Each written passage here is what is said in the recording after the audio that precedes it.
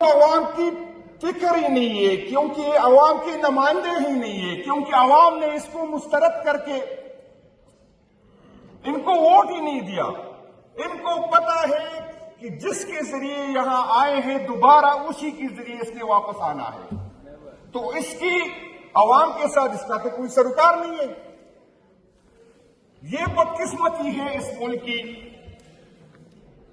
ان کا ایک ہی ایجنڈا ہے اور بات اتنی بڑی بڑی کرتے کل وزیر اعظم صاحب نے میری درخواست کی کہ وزیر اعظم صاحب آپ نے تو آج سارا حال بھر کے سب سے ڈس بجوائے، اپنی تعریفوں کے گن گائے۔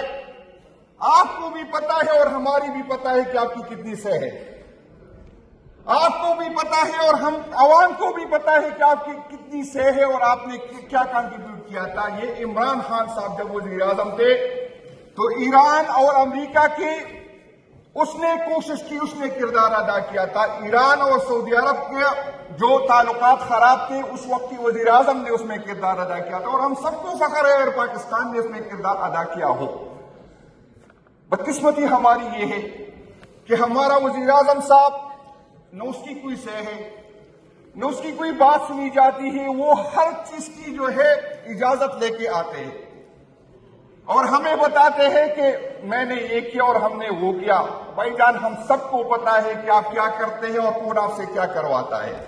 آپ ہمیں چھوڑے، اپوزیشن کو چھوڑے، عوام کو چھوڑے، جس کا تصویر آپ نے الیکشن میں اپنے ساتھ لگایا ہے بھائی جان، اس کو تو انصاف دلا دینا، اس کو انصاف۔ وہ بھی ذرا آج تک کہہ رہے کہ مجھے کیوں نکالا۔ میاں صاحب یہ نہ پوچھے کہ ہمیں آپ کو کیوں نکالا، یہ پوچھے کہ مجھے کیوں لے کے آئے ہو اس ملک میں جب وزیر اعظم بنانا ہی نہیں تھا، کیونکہ اس ملک کے اسٹیبلشمنٹ کو وہ قابل قبول نہیں تھا۔ شاید وہ ذمہ داری وہ نہیں ادا کر سکتا تھا، شاید چوری اس میں تھی۔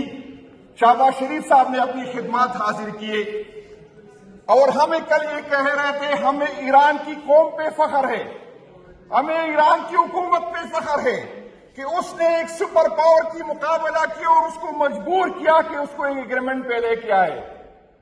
اگر ہمارے اس ٹائم کی، میں آپ کو یہ بتا دوں کہ صرف سائپر پاکستان میں نہیں آیا ہوگا، سائپر ایران میں بھی آیا ہوگا، لیکن اس کے آرمی چیف نے اس سائپر پہ عمل نہیں کیا، اس ٹائم کے اپوزیشن لیڈر نے اس سائپر پہ عمل نہیں کیا۔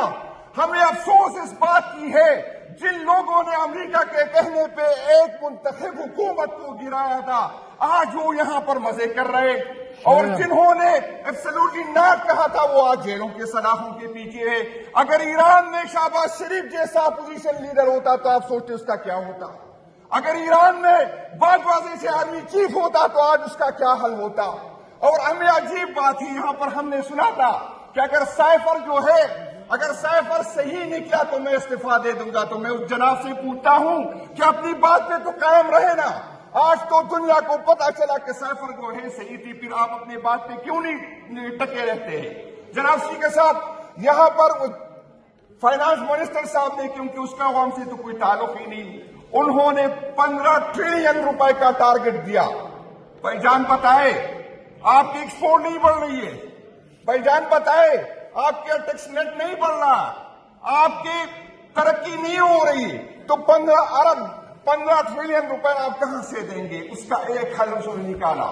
ابھی پچھلے دنوں میں FDR کے ایک بندے سے میری بات ہوئی، اس نے کہا میرے صاحب ہم مجبور ہیں، ہمیں کہا جاتا ہے، ہمیں ٹارگٹ دیا جاتا ہے کہ آپ یہ ٹارگٹ پورا کریں، چاہے جس طریقے سے آپ پورا کریں۔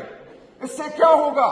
آج اگر کسی کے اکاؤنٹ میں پیسے پڑے اس کے اکاؤنٹ بلاک کیے جاتے ہیں، آج اگر کوئی بزنس کرتا ہے اس کی دکانیں بند کی جاتی ہے، اس سے بدلے کی شکل میں FDR والے پیسے لے رہے ہیں۔ آپ کے پاس کوئی، آپ ہمیں بتائے کہ 15 ٹریلین کا ٹارگٹ آپ نے کس طرح دیا ہے؟ میں آپ کو آج ہی کہتا ہوں کہ منی بجٹ آئے گا، میں آج کہتا ہوں کہ یہ ٹارگٹ پورا نہیں کر سکے گا، میں آج کہتا ہوں کہ اس کی کوئی تیاری ہے نہیں ہے۔ جب ملک میں امن نہیں ہے، جب ملک میں انویسٹمنٹ نہیں ہے، تو یہ ٹارگٹ کہاں سے یہ اچیو کرے گا؟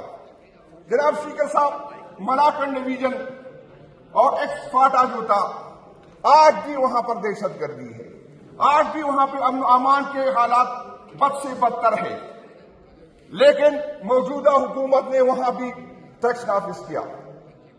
آپ بتائیں جہاں پر امن نہیں ہے، آپ بتائیں جہاں پہ کاروبار نہیں ہے، آپ بتائیں انویسٹر پاگل ہے کس حالات وہاں پر انویسٹمنٹ کرے. آپ نے تو وہاں کے لوگوں کی زندگی مزید حیران کر دی. آپ بتائیں کہ وہاں کے لوگ ٹیکس کہاں سے دیں گے؟ آلریڈی ہمارے جتنی بھی پیسے والے تھے، جتنی بھی انویسٹر تھے، وہ پنجاب چلے گئے. آپ اگر ہمیں دے نہیں سکتے، ہماری یونیورسٹی کی شیئر آپ ہمیں نہیں دے سکتے. فاٹا کی کمٹمنٹ کسی حکومت کی نہیں تھی، ریاست کی ذمہ داری تھی. ریاست نے کمٹمنٹ کی تھی کہ فاٹا کی ترقی سارا پاکستان مل کے کریں گے. آپ اس میں ہمارا حصہ نہیں دیتے. آپ پی جی پی بناتے ہیں تو کی پی کے کو کچھ نہیں دیتے. آپ بتائیں اگر کی پی کے میں آپ کا ووٹ نہیں ہے، اگر کی پی کے لوگوں نے آپ کو مسترد کیا ہے، تو آپ کا کسی طرح اس کے ساتھ سلوک کریں گے. آپ کی تو ذمہ داری زیادہ بنتی ہے. کی پی کے حالات کو دیکھو، کی پی کے امن و امان کو دیکھو.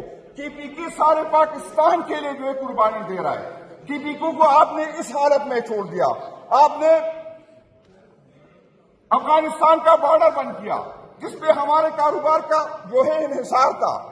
آپ نے بارڈر بند کیا اور یہ بہانہ کیا کہ وہاں سے دہشت گرد آتے. آج تو بارڈر بند ہے، پھر ہمیں بتائے کہ دہشت گرد کس طرح آتے ہیں. آج تو بارڈر بند ہے، پھر یہ چیزیں وہاں کس طرح جاتی ہیں اور واپس کس طرح آتی ہے. منسٹر صاحب ہمیں بتائے کہ جو اسمگلنگ ہوتی ہے کیا ہم کرتے ہیں؟ یہ جو اسمگلنگ ہوتی ہے کون اداروں کی ذمہ داری ہوتی ہے؟ میں آپ کو آج ہی بتاتا ہوں. گھنٹوں کے حساب سے بارڈر کھولے جاتے ہیں، گھنٹوں کے حساب سے پیسے لیے جاتے ہیں. ان گاڑیوں میں جو کچھ آتا ہے کوئی نہیں دیکھتا کہ اس میں کیا آتا ہے. بھائی جان اس کے لیے کچھ کریں. اگر آپ واقعی کچھ کرنا چاہتے ہیں تو اس کو روکے.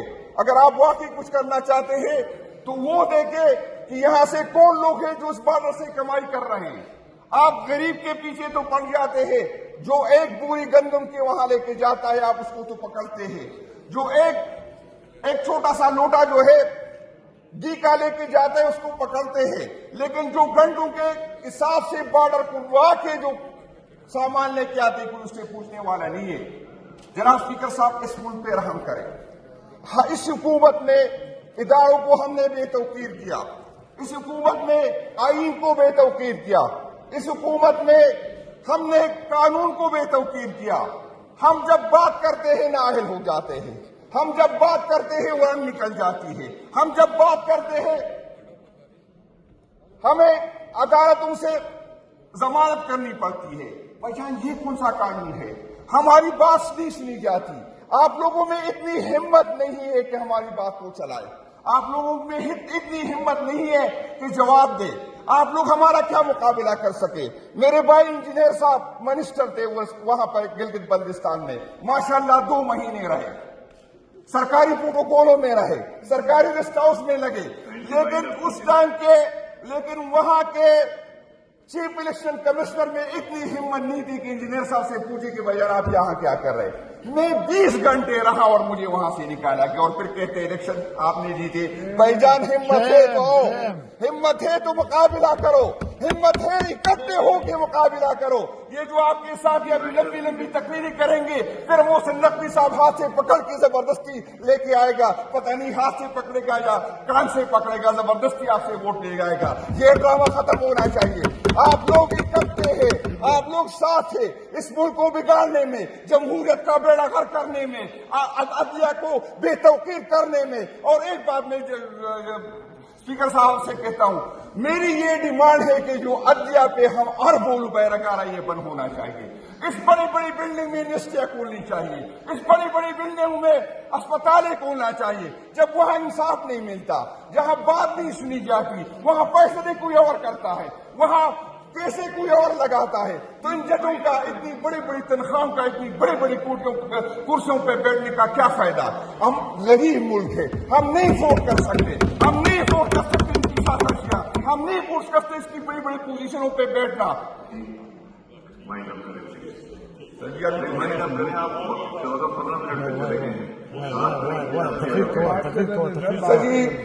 سر ایک بات ہے، باہر بات نہیں کر سکتے، سیاسی اسپیس ہمیں ملتی نہیں، جلسہ ہم کر نہیں سکتے، تو یہاں پر تو بیٹھنے دینا. یہاں تو بات کرنے تو دینا اسپیکر صاحب، یہی ایک فورم ہے جہاں پہ ہم بات کر سکتے ہیں، تو میرا بانی کر کے اتنا کہ آپ ہمیں جو ہے اتنا موقع تو دے۔ سچی میں آپ سب سے میری اپیل ہے، میں آپ کو بتا دوں اسپیکر صاحب، میں ہر دفعہ ایک بات کرتا ہوں، ایک بات سر جی، ہم جب یہاں حکومت میں ہوتے تھے تو سعد رفیق صاحب اکثر آتا تھا اور ہمیں کہتا تھا کہ ہم تو بھگت رہے، ہاں بھگتیں گے، شاید ہمیں سمجھ نہیں تھی، اگر ہاں اس دن ہم سمجھتے تھے تو یہ نہیں بھگتتے۔ تو میں آپ کو کہتا ہوں، یہ ہو نہیں سکتا کہ عمران خان صاحب پہ 200 FIR ہو اور شہباز شریف کی جب ہماری حکومت آئی تھی 300 FIR نہیں ہو۔ یہ ہو نہیں سکتا کہ عمران خان صاحب کی بیوی جیل میں ہو اور شہباز شریف صاحب کی 2 ہو 3 ہو یا 4 بیوی ہو، چاروں کے 4 جیل میں ہوں، یہ ہو نہیں سکتا۔